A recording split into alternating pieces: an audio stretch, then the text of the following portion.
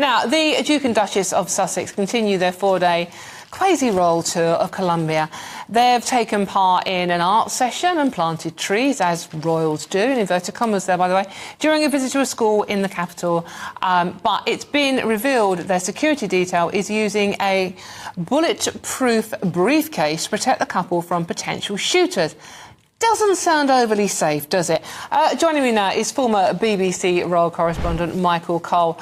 Michael, lovely to see you, looking very dapper as usual. Thank you for joining me. Now, this isn't a royal tour, obviously, because they've stepped away from their royal duties. What do you make of how this is being handled out in Colombia with Harry and Meghan? Good afternoon, Dawn. A pleasure to be with you. The couple have had 3 layers of security around them. The big, beefy ex-military boys who are the bodyguards, close protection. Then there's the outer circle of uniformed police, and then mingling in the crowds, undercover police spotting any trouble. And they've been travelling around the country in a convoy of bulletproof cars with a couple of ambulances in the convoy. Well, you don't often see that coming down the road from Northolt into London, bringing a royal personage back to Buckingham Palace. But when you look at this tour, and as you say, it's the do it our way semi-royal tour of Colombia, the Sussexes in South America. What you can say is the star of the show has definitely been Meghan, and there we see her. She's been wearing many thousands of pesos worth of outfits while she's there, smiling, as you can see, all the time. I mean, she is very much to the palace born, and this is the greatest role she's ever played, and she's playing it to the hilt. I must say that the prince, sometimes he looks a little bit doubtful, a little bit diffident, but then he warms up when he meets the children or he meets the wounded veterans who will be taking part in his Invictus Games. It's a strange thing they've done because, as you say, it's not a royal tour. It's doing it their way. I think at the end of it, they will think that they've had a great success. And I'm sure that the left-wing government of Colombia will relish the little bit of royal stardust that Meghan, among other, with her husband, have brought to the regime, because it has had its problems. The lady on the right there is their guest, Miss Marquez. She was a housemaid. She was a mother at the age of 16, but she's now the vice president of the country. And she invited them there. She's a bit controversial because she's the Minister of Equality as well as Justice. And the people are criticizing her. There she is again for riding around the country in helicopters. And the official residence for the Vice President wasn't quite good enough for her, so she built her own house. So it's another one of those don't do as I do, do as I say. There's a lot of that about. That's Michael Cole bringing us up to speed on the Duke and Duchess of Sussex in Colombia. Thank you very much, Michael. Now, Prince Harry, once the golden boy of the British royal family, is now standing at a crossroads. Sources close to the Duke claim that within 2 years, he's expected to make his way back to the UK, and the reason behind this shocking forecast is a storm that's been quietly brewing behind palace walls. Insiders have revealed that Harry's return isn't just speculation. Royal experts are pointing to a series of events that suggest a planned reintegration into royal life.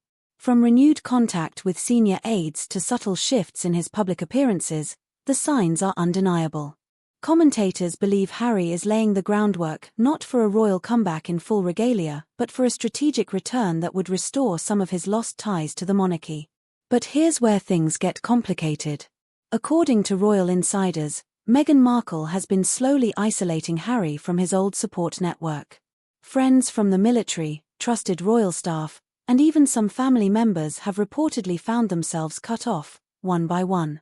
This isolation, experts say, is a key factor in Harry's growing sense of disconnection from the UK, a feeling that's now beginning to turn into longing. Behind the glitz of California appearances, whispers suggest real tension is building. Meghan's vision for their future, a glamorous Hollywood life, lucrative deals, and tightly controlled media, seems to be colliding with Harry's deep-rooted emotional pull toward his homeland.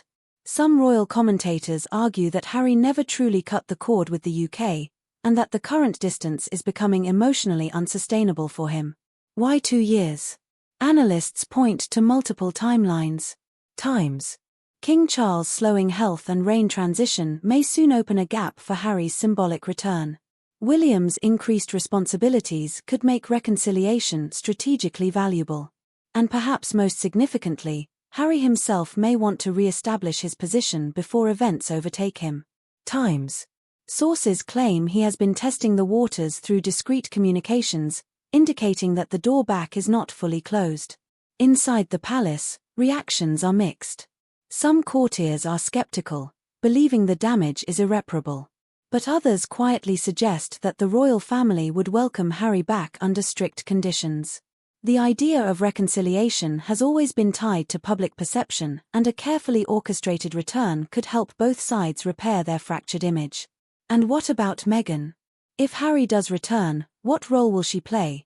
Royal experts predict that Meghan may not follow him or, if she does, it will be on her own terms, preserving her independent public identity.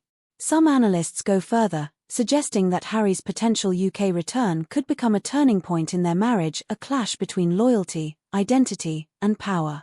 So, will Prince Harry truly return to the UK within 2 years? Or is this just another royal rumour dressed up in palace intrigue?